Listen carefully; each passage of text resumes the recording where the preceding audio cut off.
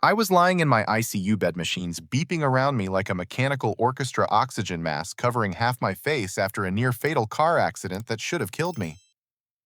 My phone buzzed with a text from Garage Mom. I expected concerned love support during my darkest hour fighting for every breath.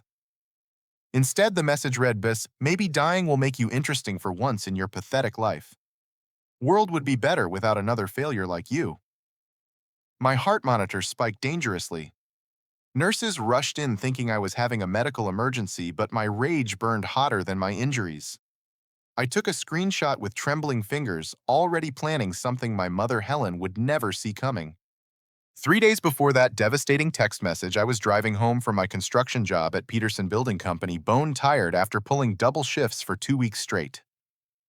The overtime wasn't for luxury purchases or vacation plans. Every extra dollar went toward paying for my father Robert's funeral expenses that my mother Helen had flat-out refused to cover, claiming she was broke, despite living in our family's fully paid-off house on Maple Street. The accident happened at the intersection of Highway 27 and Miller Road around 9:30 that Tuesday night. I remember the exact moment when a drunk driver in a silver Dodge pickup ran the red light at 60 miles per hour, slamming directly into my driver's side door. My blue Ford F-150 rolled 3 complete times before landing upside down in a drainage ditch. The impact shattered my left leg in 4 places, cracked 3 ribs, and caused internal bleeding that nearly ended my life right there in that muddy water. As consciousness faded in and out during those first critical hours, I kept thinking about my father's final words to me just 2 weeks before his heart attack. "Son, your mother isn't the woman I married anymore. She's changed since the money troubles started, and I'm worried about what she might do." The immediate relief that flooded through me surprised me almost as much as the terror that followed. What had I just done? I'd cut myself off from my family during the worst night of my life. But sitting there, listening to Emma's labored breathing through the ventilator, something crystallized in my mind with painful clarity. The conversation that followed made my blood run cold. Helen inquired about my bank accounts, my savings account at First National Bank, even the insurance payout from my damaged truck. She asked Dr. Carter if there were any next of kin procedures she needed to handle immediately. When the doctor explained that I was stable and expected to make a full recovery, Helen's face fell in what I initially mistook for relief. Now I realize it was disappointment. Through my nurse, Jenny Williams, I learned that Helen had been making disturbing inquiries during the 48 hours I was unconscious. She'd asked multiple staff members about my financial accounts, whether I had a will, and what happened to unclaimed assets when someone died without family. Jenny found these questions so inappropriate that she'd mentioned them to the charge nurse, Patricia Daniels. But the real shock came when I discovered Helen had been carrying a folder during her visits. Inside were collection notices for gambling debts totaling $87,000. She'd been hiding this financial catastrophe from me for months, even as she borrowed money from my checking account for what she claimed were groceries and utility bills. Every $20 here, $50 there, always with promises to pay me back that never materialized. The pattern became clear when I thought back to the past 6 months. Helen had been asking me for money constantly, always with urgent excuses. The water heater was broken and needed immediate replacement. The property taxes were due, and she'd forgotten to budget for them. Her car needed major repairs to pass inspection. Each time I'd handed over cash from my construction job earnings because she was my mother and family helped family. Now I understood why she needed that money so desperately. Helen had been feeding every spare dollar into slot machines at the Riverbend Casino 40 minutes outside town. She'd been telling me she was visiting her sister Margaret on weekends, but Margaret lived in Phoenix and hadn't spoken to Helen in 3 years. The sister story was just cover for her gambling binges.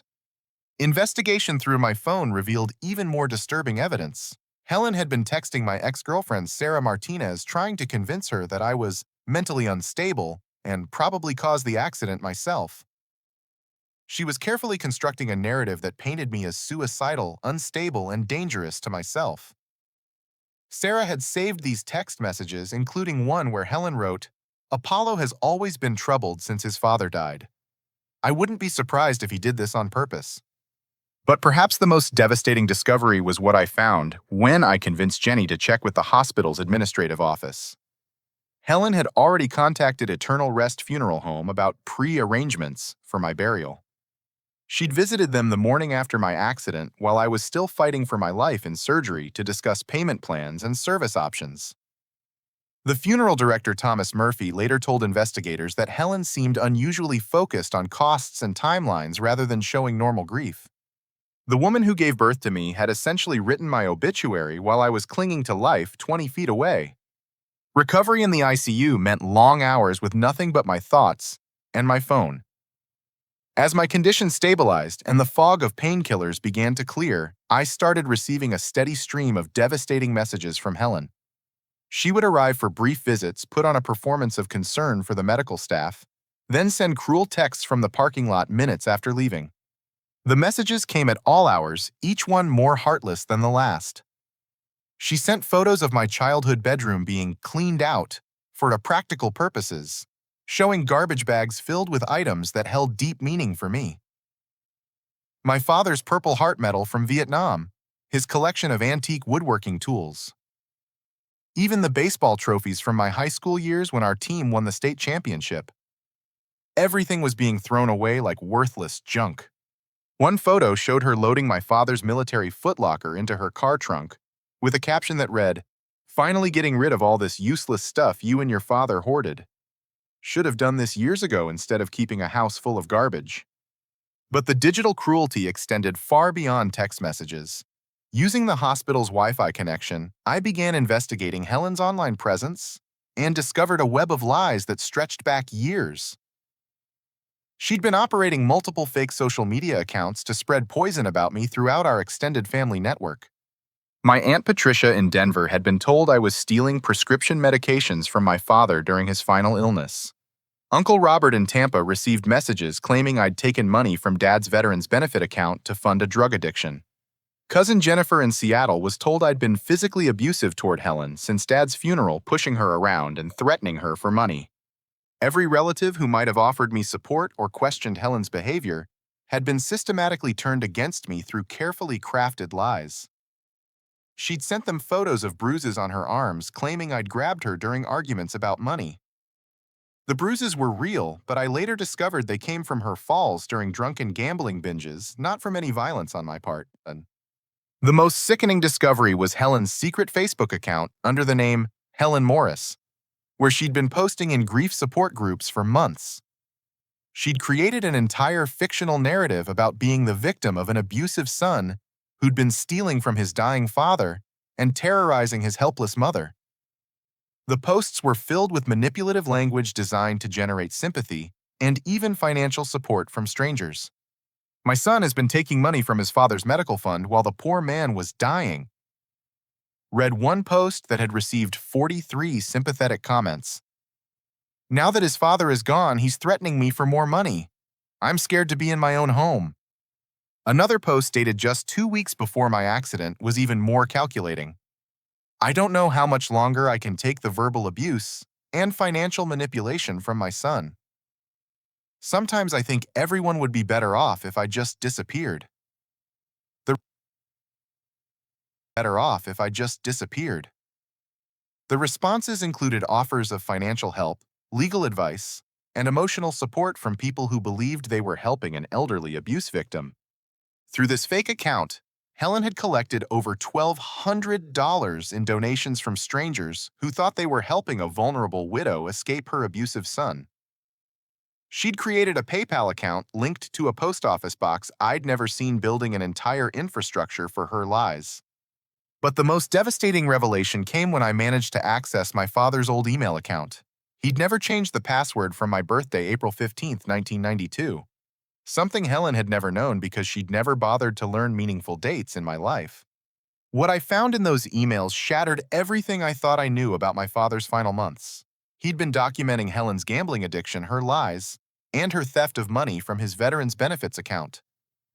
Email after email showed his growing awareness that the woman he'd married was systematically destroying their family's financial security.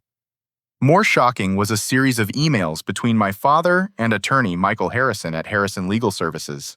Dad had been planning to divorce Helen and change his will to leave everything directly to me, cutting her out completely. He'd discovered forged signatures on several financial documents, including withdrawal slips from his veterans account and a home equity loan application he'd never approved. The emails revealed that Helen had been stealing from elderly neighbors in our community, offering to help them manage their finances and then skimming money from their accounts. Mrs. Dorothy Fletcher next door had lost over $4,000.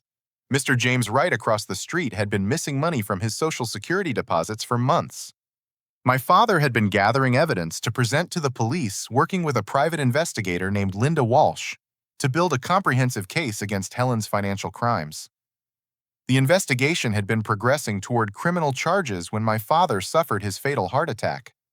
But the final email in the folder was dated just 3 days before Dad died. It was addressed to me but never sent, probably because he planned to talk to me in person. The message was simple but terrifying. Apollo, if anything happens to me, suddenly don't trust your mother. I've learned things about her that would break your heart. The evidence is in my lockbox at Security First Bank box number 427. The key is taped under my workbench in the garage. Helen doesn't know about any of this. Be careful, son. I love you. My father had died the next day, clutching his chest in the kitchen while Helen claimed she was out grocery shopping. She'd found him collapsed on the floor when she returned home, or so she'd told everyone. Now I wondered if that story was just another lie in her endless web of deception. By my 5th day in the ICU, my condition had stabilized enough for clear thinking, though my body remained a roadmap of pain and healing. Dr. Carter upgraded my status from critical to serious, which meant longer visiting hours and fewer restrictions on phone use. It also meant Helen could spend more time working her psychological warfare. I'd started using my phone's recording app during every interaction, following advice from a true crime podcast I'd been listening to during sleepless nights. The host always emphasized that documenting everything was crucial when dealing with manipulative people, and Helen certainly qualified. Her next visit began typically with theatrical concern performed for the nursing staff. She brought flowers that looked suspiciously like the cheap arrangement from the hospital gift shop downstairs, along with a card that read, "Thinking of you," in generic printed text. But once Nurse Jenny left the room, Helen's mask slipped completely. She leaned close to my bedside and whispered in a voice barely audible above the machine noise, "Just let go, honey. You've never been strong enough for this world anyway. Look at your father. He thought he was so tough with his military service and his big plans, but where did that get him dead at 58 with nothing to show for it?" I kept my eyes closed, letting her believe the pain medication had knocked me unconscious while my phone recorded every poisonous word. She continued talking, apparently needing to voice the thoughts she'd been carrying. "You know what your problem is, Apollo. You're weak just like he was. All that construction work, all those muscles, but you can't handle real life. You can't handle someone who sees through your act." The recording captured her footsteps as she moved around the room, and I could hear her opening drawers and cabinets. She was searching for something, though I couldn't imagine what she expected to find in a hospital room. "The nurse mentioned you've been asking questions about your accounts," she said, her voice taking on a sharper edge. "You need to understand something. I'm your mother, and I've been managing your father's affairs since he died. That includes looking out for your interests while you're incapacitated." The word incapacitated carried weight that made my skin crawl. Through barely opened eyelids, I watched her pull out a folder from her purse and flip through papers. Even upside down, I could see legal documents with official letterheads. But the real shock came when I overheard her phone conversation in the hallway 20 minutes later. She thought I was sleeping deeply and the nurses were busy with other patients. Her voice carried clearly through the thin walls as she spoke to someone about legal arrangements. "Yes, this is Helen Thompson calling about the guardianship paperwork we discussed," she said, her tone completely businesslike. "My son was in a severe car accident, and his brain injury has left him unable to make rational decisions about his financial affairs." Brain injury. She was telling someone I had sustained brain damage that didn't exist. Dr. Carter had been clear that my cognitive function was completely normal, with no signs of neurological damage from the accident. "I need to move quickly on this," Helen continued. "He has accounts that need immediate attention, and I'm concerned he might make poor decisions if he tries to handle money in his current state." I was listening to my mother systematically lying to obtain legal control over my life and finances. The conversation continued with discussion of medical records, psychiatric evaluations, and court dates. She was building a legal case to have me declared mentally incompetent while I was physically recovering from injuries that had nothing to do with my mental capacity. Through Nurse Jenny, I learned more disturbing details about Helen's hospital behavior. Jenny confided that Helen had approached her privately offering $200 in cash if she would accidentally disconnect my oxygen supply during a shift change. Helen claimed grief was making her say crazy things, but Jenny had been so alarmed she'd reported the incident to hospital security immediately. Security supervisor Carl Martinez reviewed the incident report with me later.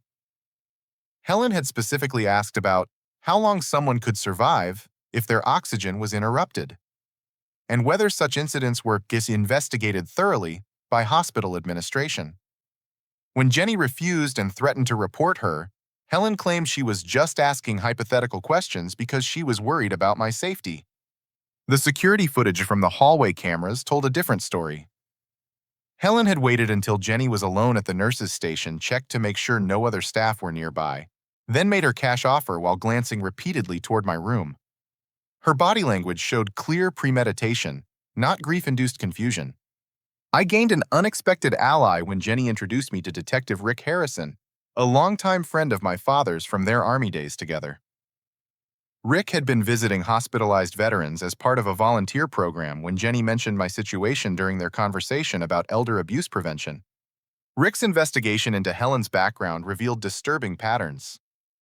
He'd been working on several cases involving financial exploitation of elderly residents in our area, and Helen's name had appeared in multiple victim statements. Mrs. Dorothy Fletcher had mentioned Helen Thompson Roberts' wife as the woman who'd helped her organize her finances before money started disappearing. The investigation expanded when Rick discovered Helen had been researching legal guardianship procedures online for months before my accident.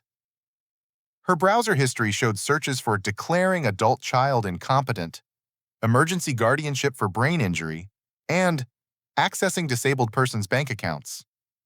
But the most chilling discovery was her research into natural causes of death in hospital patients and common complications from car accident injuries. She'd been planning not just to control my finances, but potentially to ensure I never recovered enough to challenge her authority. Rick shared this information, carefully explaining that while Helen's behavior was suspicious and disturbing, they needed concrete evidence of actual crimes to take action. The guardianship petition she'd filed was technically legal if based on genuine medical concerns, even though her motivations were clearly financial. That's when I realized the recording app on my phone wasn't just documentation. It was going to be my weapon. The next morning brought devastating news that transformed my situation from suspicious to criminal. Detective Rick Harrison arrived at my bedside with information that changed everything I thought I knew about my father's death. The casual heart attack story we'd all accepted was crumbling under forensic scrutiny. "Apollo, we've reopened your father's death investigation as suspicious," Rick said, pulling a chair close to my bed. "The coroner found irregularities that were missed during the initial autopsy. Your father had unusually high levels of digitalis in his bloodstream, a heart medication he was never prescribed." The room seemed to spin around me despite the stabilizing medications. Digitalis was a controlled substance used for specific heart conditions, but Dad's medical records showed no prescriptions for anything containing that compound. Rick explained that Helen's employment at Valley Animal Clinic gave her access to similar substances used in veterinary procedures. "We've been investigating her work history," Rick continued. "Helen had access to controlled substances for euthanizing animals, including compounds that could cause cardiac events in humans if administered in specific doses. The investigation had uncovered Helen's online research history spanning 8 months before Dad's death. Her search queries included undetectable heart attack causes, natural-looking sudden death, and chose digitalis poisoning symptoms in humans. She'd been methodically researching methods of murder that would appear natural. But Rick's most shocking revelation involved the timing of Dad's death. Helen claimed she'd been grocery shopping at Market Fresh.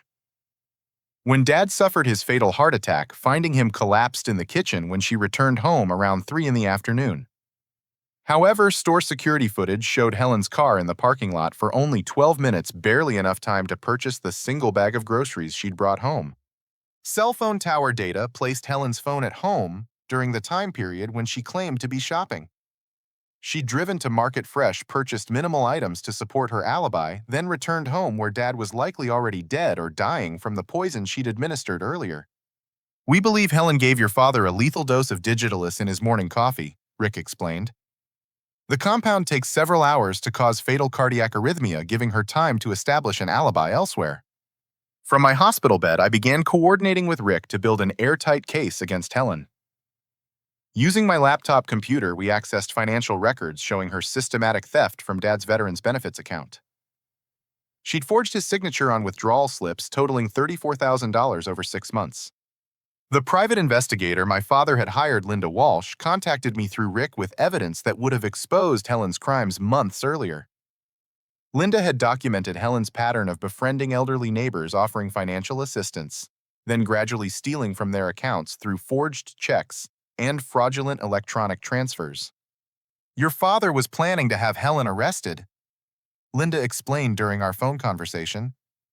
"He'd gathered enough evidence for criminal charges, but Helen murdered him 3 days before our scheduled meeting with the prosecutor." The evidence folder Dad had mentioned in his unsent email was real and devastating.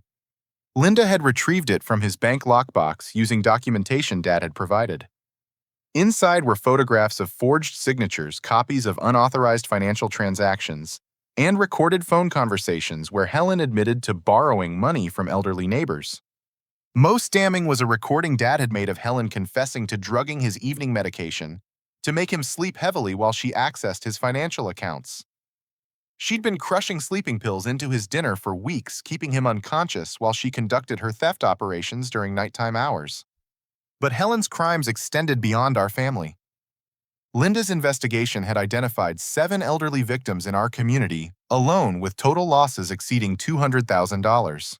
Helen had been operating a sophisticated financial fraud scheme, targeting vulnerable seniors with offers of help managing their accounts.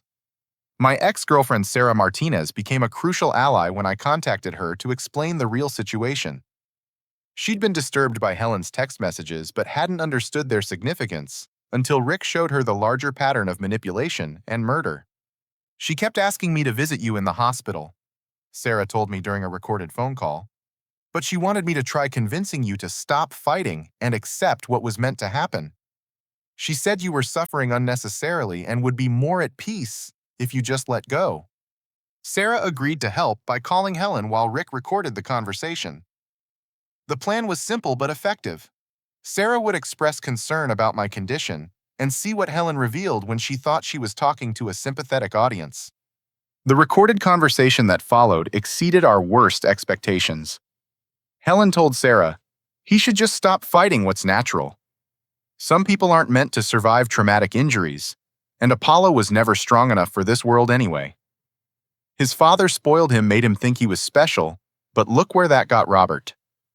When Sarah pressed her about what she meant, Helen's response was chilling. "I've been researching these situations, and sometimes the kindest thing is to just let nature take its course. Apollo's injuries were severe, and pushing him to recover is just prolonging his suffering." Helen went on to suggest that Sarah could help by encouraging me to refuse further medical treatment or by discussing quality of life concerns with my doctors. She was essentially recruiting Sarah to help convince me to die voluntarily. Rick and I developed a comprehensive plan to catch Helen in the act of attempting another murder. We arranged for her to visit during a specific time when Rick would be hidden in the adjoining room with recording equipment. I would pretend to be heavily sedated and near death, creating an opportunity for Helen to reveal her true intentions.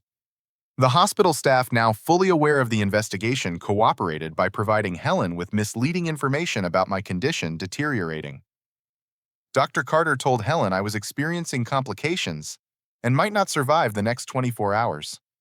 As we prepared for this final confrontation, I reflected on how completely Helen had fooled everyone, including Dad and me, for years. She'd been planning his murder while sitting at our dinner table, smiling and asking about his day. She'd been researching my death while helping me fill out job applications after high school graduation. The woman who'd taught me to ride a bicycle and bandaged my scraped knees had become a calculating predator who saw her own family as nothing more than financial resources to be harvested. The operation began at 2:30 on a Friday afternoon when Helen arrived for what she believed would be her final visit with her dying son. Hospital security had been briefed, and Detective Rick Harrison was positioned in the adjacent room with sophisticated recording equipment borrowed from the State Police Technical Unit. I lay in my bed with my eyes closed, breathing slowly and deeply to simulate unconsciousness, while monitors displayed my actual vital signs. Dr. Carter had explained to Helen that I was in a medically induced coma due to unexpected complications and brain swelling that wasn't responding to treatment.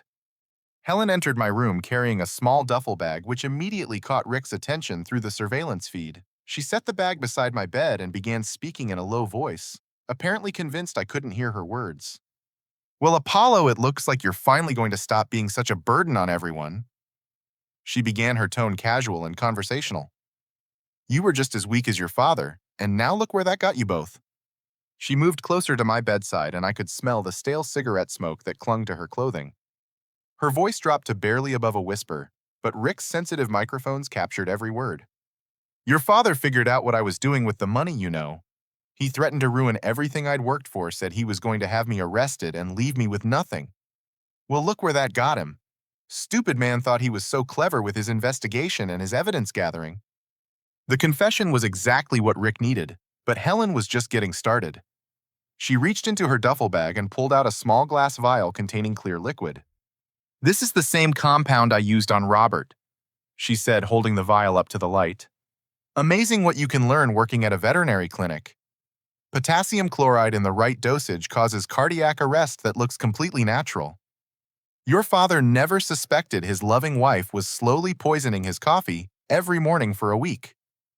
My heart rate monitor began beeping faster as adrenaline flooded my system. But Helen interpreted this as natural dying processes rather than shock at her confession. She continued talking while examining the vial's contents. "The beautiful thing about your situation is that everyone expects complications from car accidents. Young men die from internal bleeding and brain injuries all the time. No one will question when your heart stops beating tonight." She revealed details that made my skin crawl with revulsion.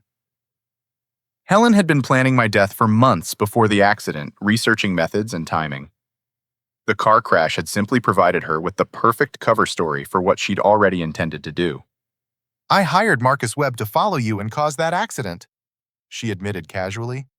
"Cost me $5,000, but it was worth it to make your death look accidental. Marcus rammed your truck at exactly the right angle to cause maximum damage without killing you instantly.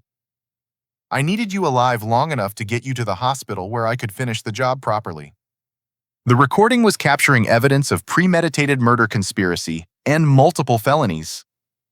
But Helen's revelations became even more shocking as she continued her monologue to my apparently unconscious body. "You know, Apollo, you weren't even my first target in this family. I researched your father for 6 months before I ever met him, studying his veterans' benefits and life insurance policies. Everything about our relationship was planned to gain access to his money." She explained how she'd legally changed her name from Martha Gaines to Helen Morris, creating false identification documents to hide her criminal history in other states. She'd been operating this scheme for over 15 years, targeting widowed veterans across the country. "Your father was actually my 7th husband," she said with disturbing pride. "The others all died from natural causes too, at least as far as anyone could prove. Heart attacks, strokes, accidental falls. Amazing how many ways elderly men can die when they live with someone who knows what she's doing." Helen detailed her methods of selecting victims through online veteran support groups and widow dating websites. She'd pose as a lonely widow herself, building emotional connections with financially stable men who had substantial benefits or life insurance policies. But the most horrifying revelation came when Helen showed me photographs on her phone of the other men she'd killed.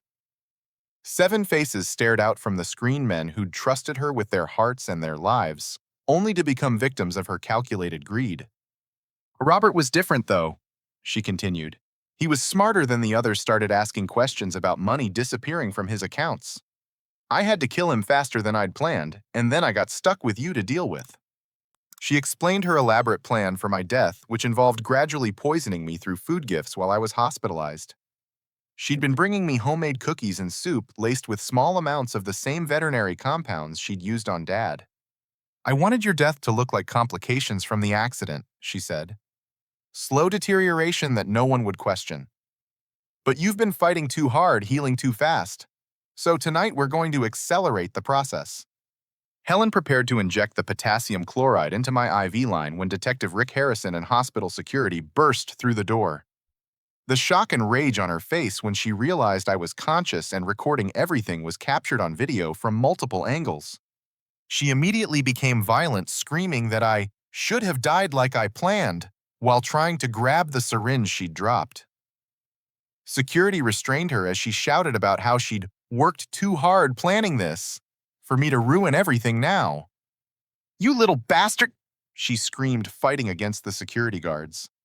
I've been planning your death for months. You were supposed to die in that accident, and when that didn't work, you should have died from the poison. You've ruined everything. The recording captured her complete confession to multiple murders, conspiracy, financial fraud, and attempted murder. She'd provided evidence of crimes spanning multiple states and more than a decade of systematic targeting and killing of vulnerable veterans. As paramedics administered sedatives to calm her violent outburst, Helen continued confessing to crimes that would keep prosecutors busy for years. She named other victims, described her methods, and even provided locations where she'd hidden evidence from previous murders.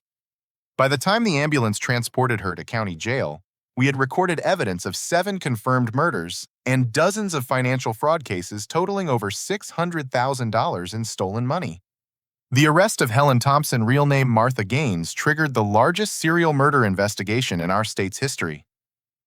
Detective Rick Harrison coordinated with law enforcement agencies across 7 states where Helen had operated her deadly scheme, over 15 years of calculated killing. Within 48 hours of her arrest, investigators had identified 17 potential victims of Helen's marriage and murder operation. Each case followed the same pattern. She would target recently widowed veterans through online support groups, build romantic relationships lasting 6 to 18 months, then kill them after gaining access to their financial accounts and life insurance policies. The scope of her crimes staggered everyone involved in the investigation. Helen had stolen over $800,000 from her victims, not including life insurance payouts and inherited property. She owned homes in 4 different states, all purchased with money stolen from dead husbands she'd systematically murdered. But the revelations about my father's case provided the most devastating evidence. Private investigator Linda Walsh delivered the complete file Dad had assembled documenting Helen's criminal activity with meticulous detail. He'd been working with federal authorities to build a case against what they suspected was a multi-state operation. Your father was incredibly thorough, Linda explained as we reviewed the evidence together. He'd identified connections between Helen and suspicious deaths in Tennessee, Georgia, and North Carolina. The FBI had been investigating a pattern of veteran deaths with similar circumstances. Dad's investigation revealed that Helen's real name was Martha Louise Gaines, a former pharmaceutical technician who'd been fired from 3 different hospitals for stealing controlled substances. She'd been suspected in the death of her first husband in Tennessee, but never charged due to insufficient evidence. The private investigator had traced Helen's movements over 20 years, documenting a trail of dead husbands and stolen money stretching from Tennessee to California. Each identity change had been carefully planned, with Helen creating new personas through fraudulent documents and stolen Social Security numbers. Most shocking was the discovery that Dad had recorded several conversations with Helen, where she'd unknowingly confessed to drugging his evening medication and accessing his accounts while he slept. He'd been gathering evidence for months, knowing that Helen was planning to kill him, but needing ironclad proof for prosecution.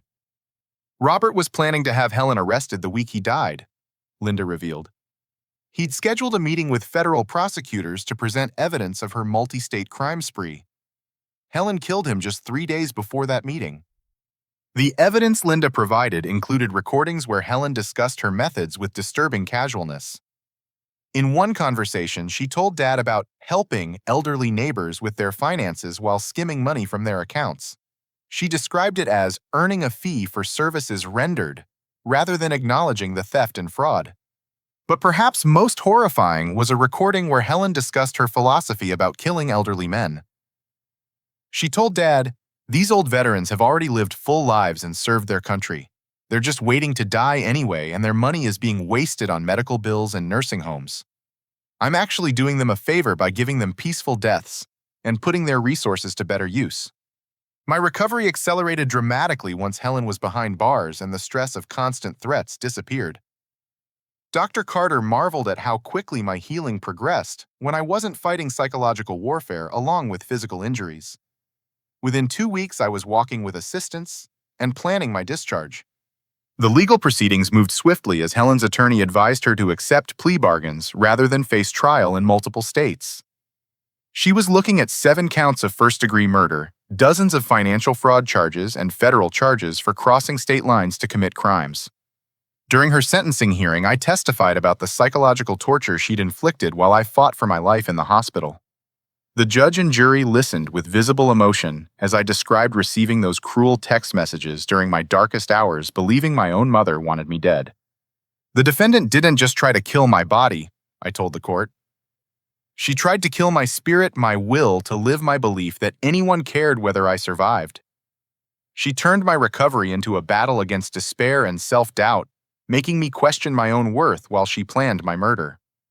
Several family members of Helen's other victims also testified, describing how she'd manipulated and destroyed their loved ones. Dorothy Fletcher, now 84, spoke about trusting Helen with her late husband's military pension, only to discover Helen had stolen over $15,000. "She seemed so caring and helpful," Dorothy said through tears. "She brought me groceries and helped with my checkbook, and all the while she was stealing money my husband earned fighting in World War II. She didn't just take our money, she took our trust in other people." The courtroom was silent as victim after victim described Helen's manipulation and theft. She'd destroyed not just individual lives, but entire communities' faith in neighborly assistance and family bonds.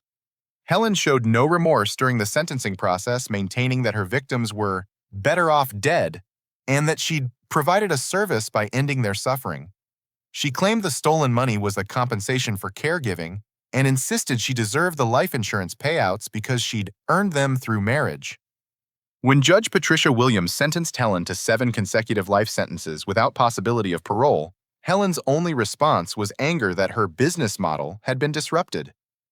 She showed no recognition of the lives she'd destroyed or the families she'd devastated through her crimes. The investigation continued even after Helen's sentencing as authorities worked to identify additional victims and recover stolen assets. They discovered she'd been planning to expand her operation internationally, researching veteran benefit systems in Canada and England. But for me, the most important outcome was learning the truth about my father's character and love. The evidence showed that Dad had died trying to protect not just me, but other potential victims of Helen's schemes. He'd sacrificed his life to gather evidence that would eventually bring justice to dozens of families. 18 months after Helen's conviction, my life bears no resemblance to the nightmare she'd created. I've used the inheritance money, including restitution from Helen's seized assets, to build something my father would be proud of. Robert's Legacy Foundation helps families of elder abuse victims navigate the complex legal and financial systems while they seek justice. The foundation operates from a small office on Main Street staffed by Detective Rick Harrison, who retired from law enforcement to focus on elder protection full-time. We work with private investigator Linda Walsh, who donated her services to help other families access the same investigative resources she'd provided for Dad. Our work has expanded beyond individual cases to policy advocacy and prevention education. We've helped pass legislation requiring stronger background checks for people seeking access to elderly persons' financial accounts. We've also established a hotline where concerned family members can report suspicious behavior by caregivers or new romantic partners of elderly relatives. The personal healing has been even more significant than the professional accomplishments. My relationship with Sarah has grown stronger than it ever was before the accident, built on a foundation of shared crisis and mutual support through trauma. She tells me regularly that watching my resilience and determination during the worst period of my life showed her what real strength looks like. I always knew there was something wrong with how your mother talked about you, Sarah said recently as we walked through the downtown farmers market. No real mother says those things about her child no matter what problems they're having. I should have trusted my instincts and confronted her directly. We've reconnected with extended family members who'd been poisoned against me by Helen's lies. Aunt Patricia flew in from Denver for Helen's sentencing, apologizing tearfully for believing the stories about my supposed drug addiction and financial theft. She brought photo albums of family gatherings from my childhood, helping me remember who I was before Helen tried to destroy my self-worth. Uncle Robert from Tampa has become a regular phone contact, sharing stories about Dad's military service that Helen had never wanted me to hear. He told me about Dad's medals for bravery and his reputation as someone who always looked out for his fellow soldiers' traits that apparently extended to protecting future victims of a serial killer. The financial inheritance has been substantial, but secondary to the emotional restoration. Between Dad's life insurance veterans benefits savings, the house, and restitution from Helen's seized assets, I'm worth over $600,000. More importantly, I understand now that my father's love was real and lasting, not the conditional approval Helen had always claimed it was. I've kept Dad's woodworking tools and set up a workshop in the garage where he taught me craftsmanship during middle school summers. Working with my hands while building furniture and cabinets provides the same meditative satisfaction he'd described, connecting me to his memory in ways Helen's poison couldn't destroy. The house on Maple Street has been completely renovated, removing every trace of Helen's presence while preserving Dad's memory in meaningful ways. His Purple Heart medal hangs in a place of honor in the living room, surrounded by photos of our family before Helen entered our lives. His military footlocker sits in my bedroom, filled with letters he'd written to his parents during his tour in Vietnam. Perhaps most healing has been my work with other victims of Helen's crimes. Dorothy Fletcher has become like a grandmother to me, sharing stories about her late husband's service in World War II and his pride in helping fellow veterans through difficult times. We visit her twice a week, helping with groceries and household maintenance, while she shares wisdom about forgiveness and resilience. "Your father saved my life," she told me recently while we sat on her porch drinking sweet tea. "If Helen had kept stealing from me, I would have lost my house and ended up in a nursing home. Robert's investigation stopped her before she could destroy everything my husband worked for."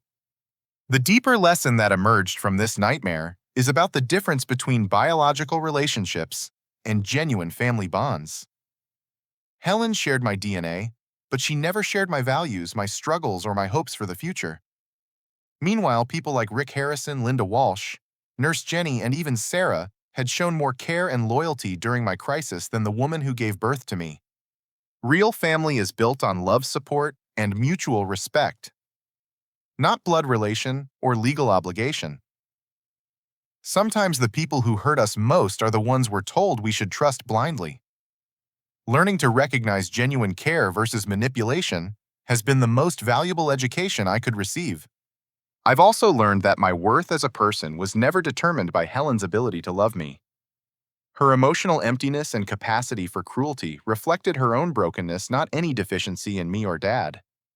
We'd both tried to earn love from someone incapable of feeling it, interpreting her coldness as evidence of our own inadequacy. The text message that seemed like my lowest moment actually became the key to my liberation and justice for multiple victims. Sometimes the worst things people do to us provide exactly the evidence we need to break free and build something better. I still have difficult days when the trauma resurfaces, or when I wonder what my life might have been like with a loving mother. But those moments are balanced by gratitude for surviving Helen's schemes and appreciation for the genuine relationships I've built with people who value my well-being above their own benefit. The foundation continues expanding its reach, helping families across the country navigate elder abuse investigations and legal proceedings. We've assisted in prosecuting 17 additional cases where caregivers or family members exploited elderly victims, recovering over $2 million in stolen assets. Each success feels like honoring Dad's memory and completing the work he started. He died trying to protect vulnerable people from predators like Helen, and continuing that mission gives meaning to the pain our family endured. As I finish sharing this story, I want to ask you something important. Have you ever noticed signs that someone in your life might be manipulating or financially exploiting an elderly family member? Sometimes the people who seem most helpful and caring are actually predators in disguise. Just like Helen appeared to be a devoted wife and mother while planning murder. Trust your instincts if something feels wrong about how someone treats elderly relatives or friends. Document suspicious behavior, ask questions, and don't be afraid to investigate when vulnerable people might be in danger. The elderly victims in our cases often felt ashamed about being manipulated and didn't want to burden family members with their concerns. Your awareness and willingness to get involved could save someone's life and life savings.